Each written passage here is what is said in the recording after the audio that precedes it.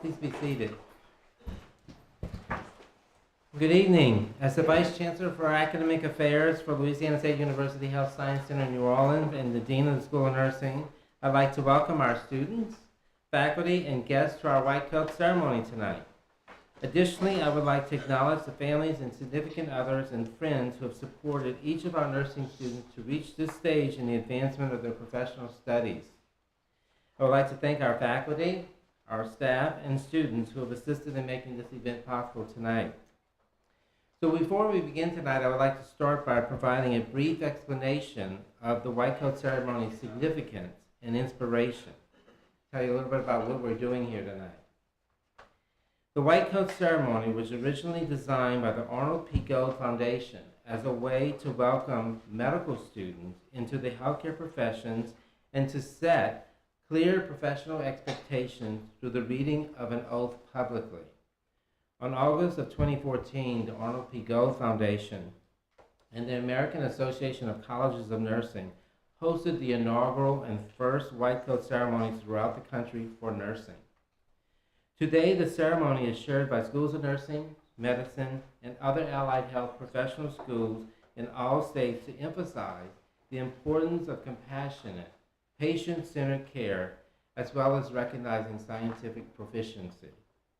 Traditionally, the white coat ceremony, they're considered a symbolic robing to remind students of their commitment to their patients and to their promise to engage in patient-focused, humanistic care. This ceremony represents the nurse's responsibility to put the interests of the patients first and affirms that this obligation starts on the first day of their clinical nursing experiences and continues throughout their nursing career. Further, the white coat ceremony is considered a rite of passage, welcoming you as a new nursing student into the profession. Some also acknowledge and recognize the white coat ceremony as a symbolic conversion of a lay person into a member of the healthcare profession.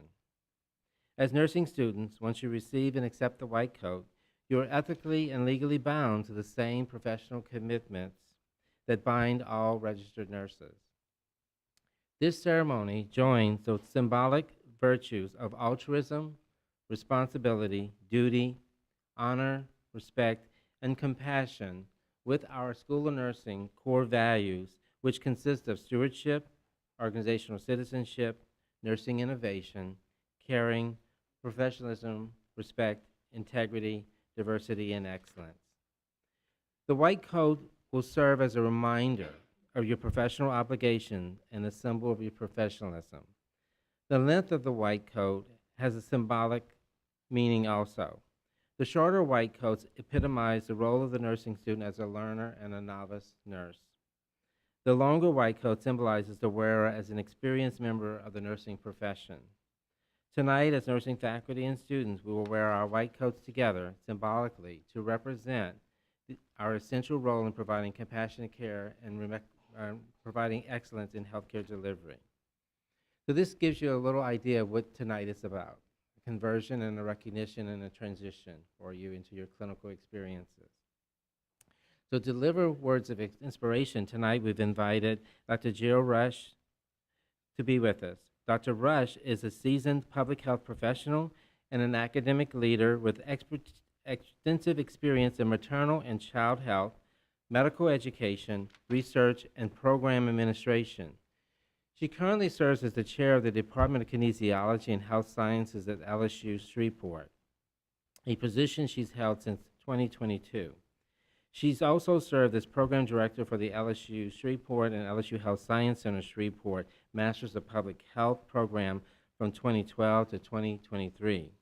With over 3 decades of service in the LSU system, Dr. Rush has held multiple leadership roles, including Assistant Dean of Grants and Research at the School of Allied Health Professions, Director of the SAVE program, and Director of the Area Health Education AHEC Center.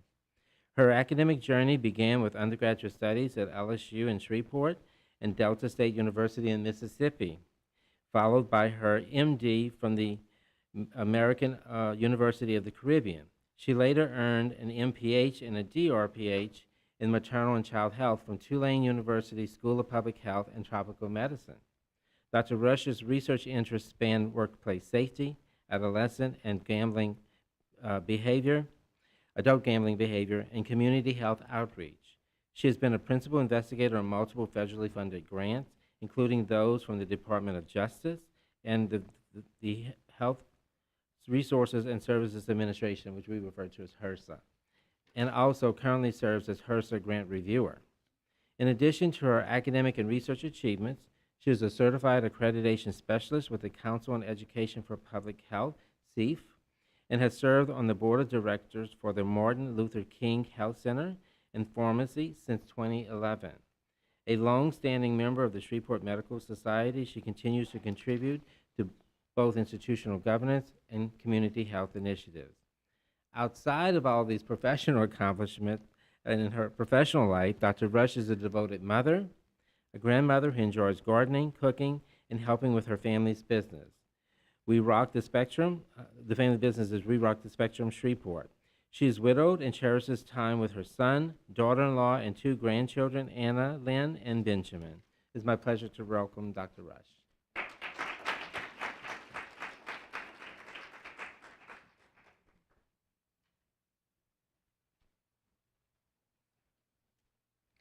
Good evening.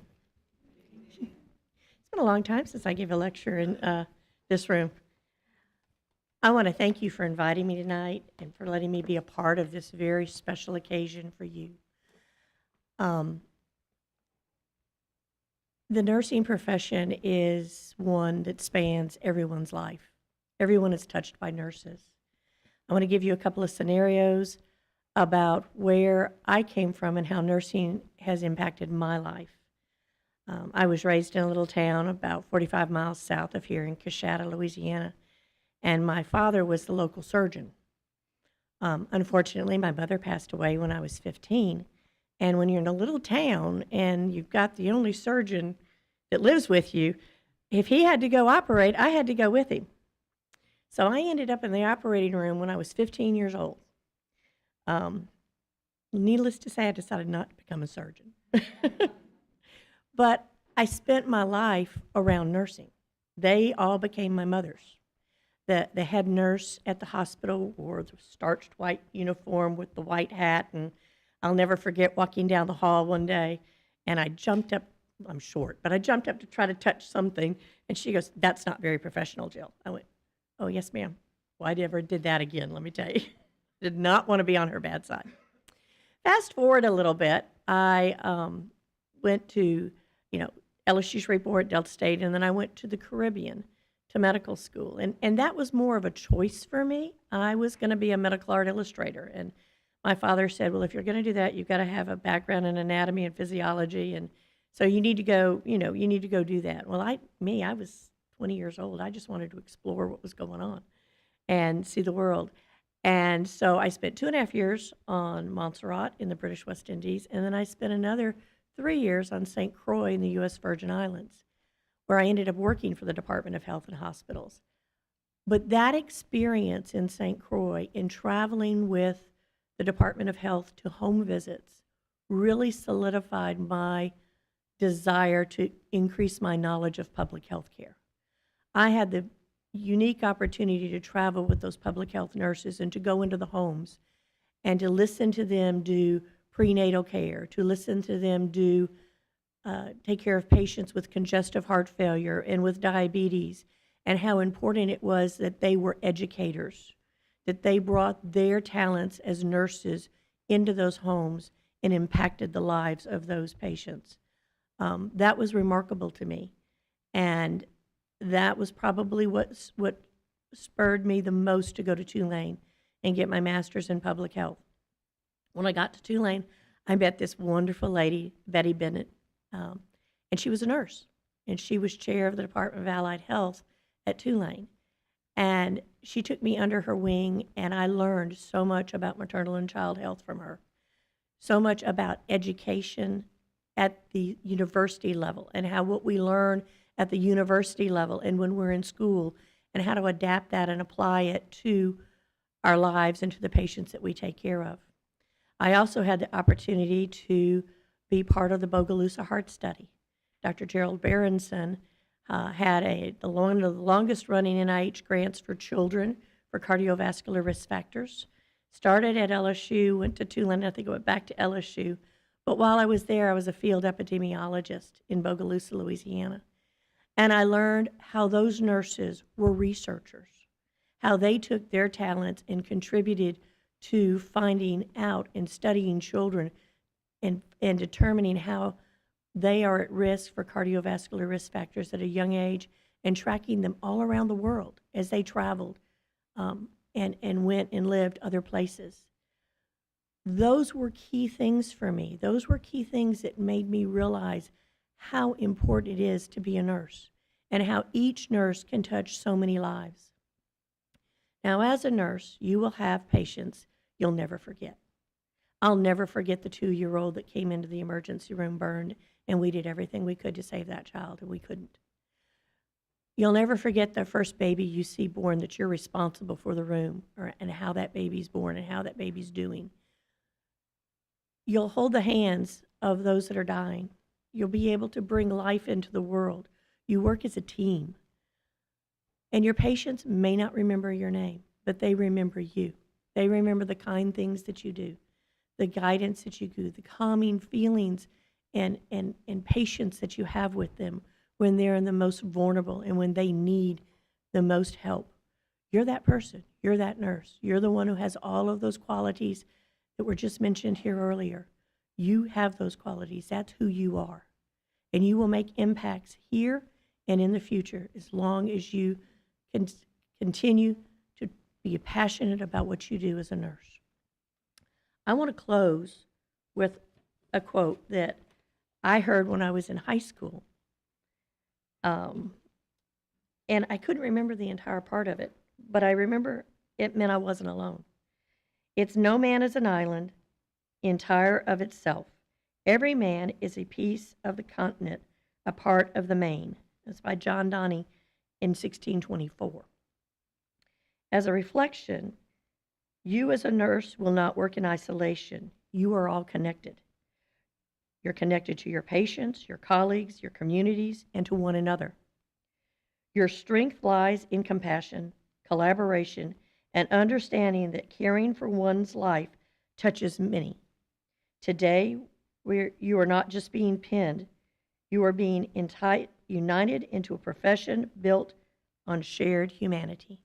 Congratulations and best wishes for a wonderful career.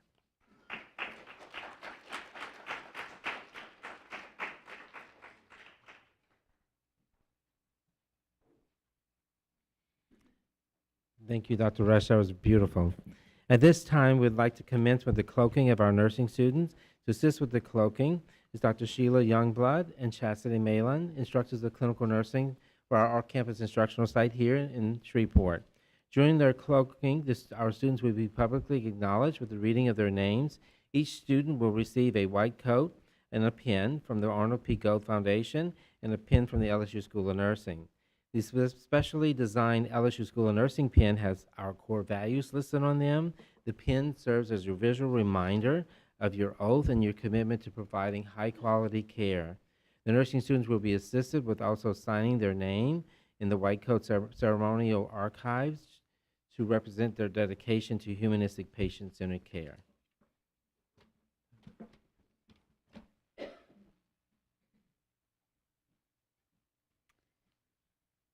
Okay. First up, Anuj Bhatt.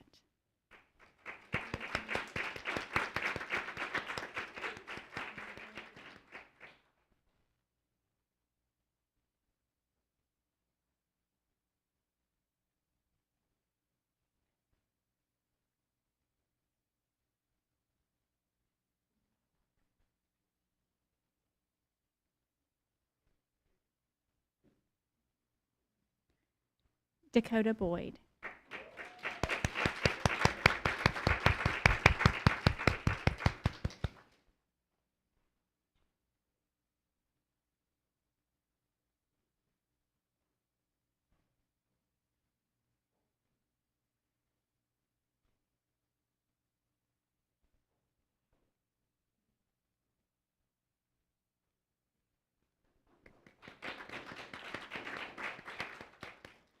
Sasha Harris.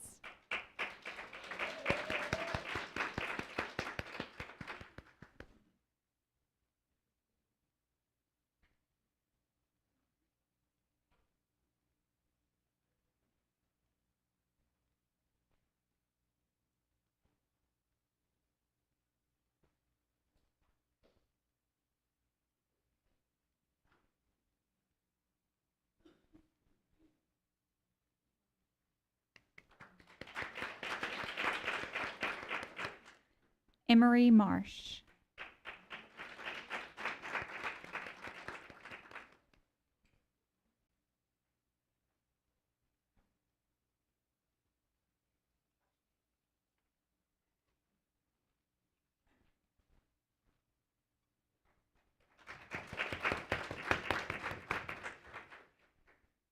Nettie McCain Jackson.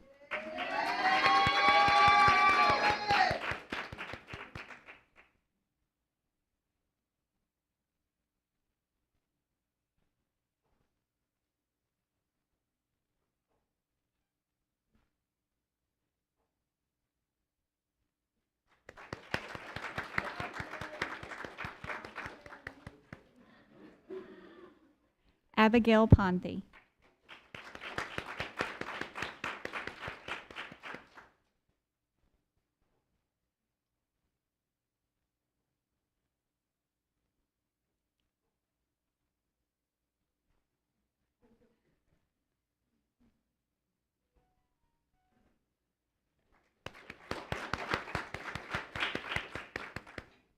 And lastly but not least, Kylie White Francis.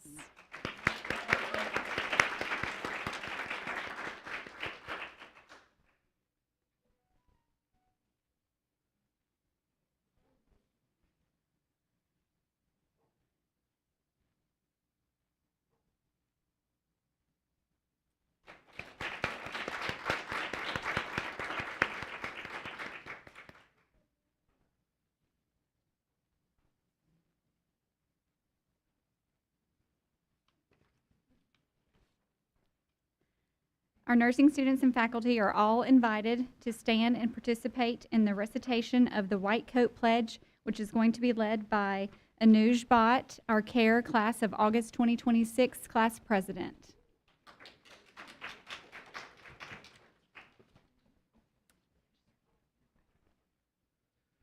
Hello, everyone.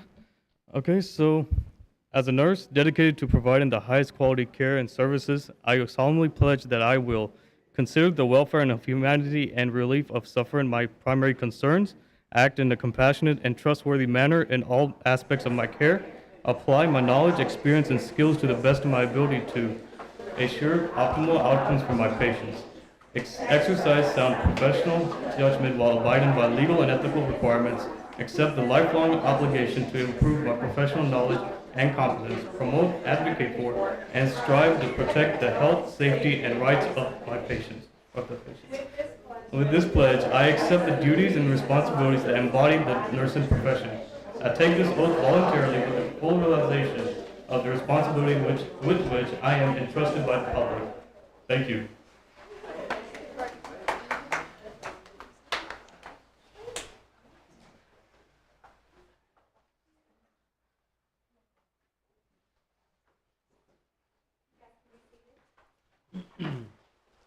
So at this time, I invite Dr. Youngblood to come up and do the closing.